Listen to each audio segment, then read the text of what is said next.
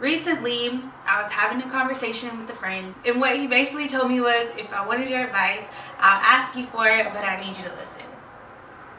Right? It made me start wondering, well, God, when do I know when to speak up about certain things, and when do I know when to, kind of be quiet, especially when it's people that I care about?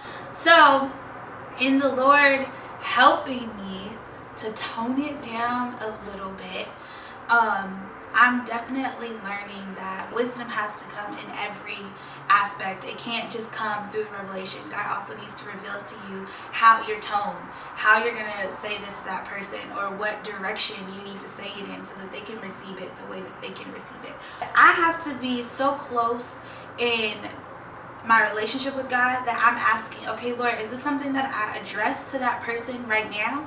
Or are you allowing me to hear this information because I should start to intercede on their behalf for whatever that is? Pray and ask God, is this the appropriate time? Because timing is everything. What's the point of you saying something that's amazing and life-changing, but they won't even be able to receive it? You don't want to come across as a know-it-all. So for those of you that are like me, don't get offended if someone doesn't want to hear what it is that you have to say. At the end of the day, you speaking is on behalf of God anyway if you're using wisdom. And if he's telling you not to move, then you just don't move. It's not only is it a thing of honor, but it's also an issue of submission.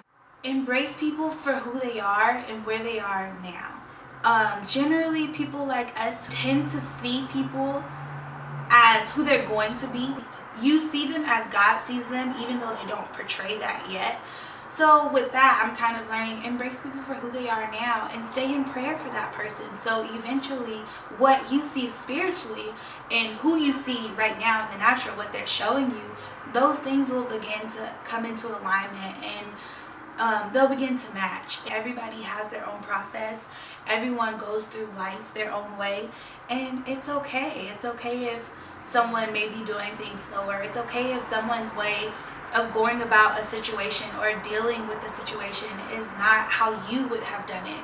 Allow people to learn and experience their journey on their own, because you want their relationship with God to grow. You're not their Jesus. You know what I mean? Yes, we imitate Christ, but we don't want to put ourselves mentally in a position where we feel like we become their savior.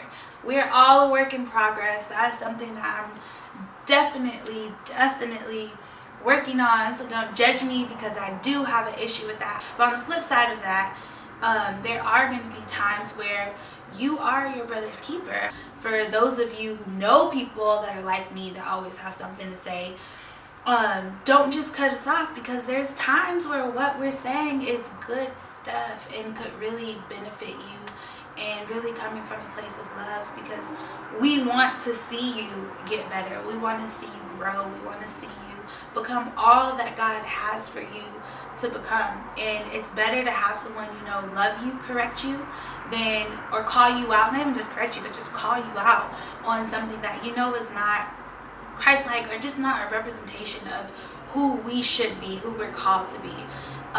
It's better to have someone like that do those things versus a complete stranger and cause tension. It's something that a lot of us have to work on. And I think that if we just continue to pray, you'll become a better friend. You'll become a better communicator. There's just so much growth that can happen in that time. So get to work, people. Get to work.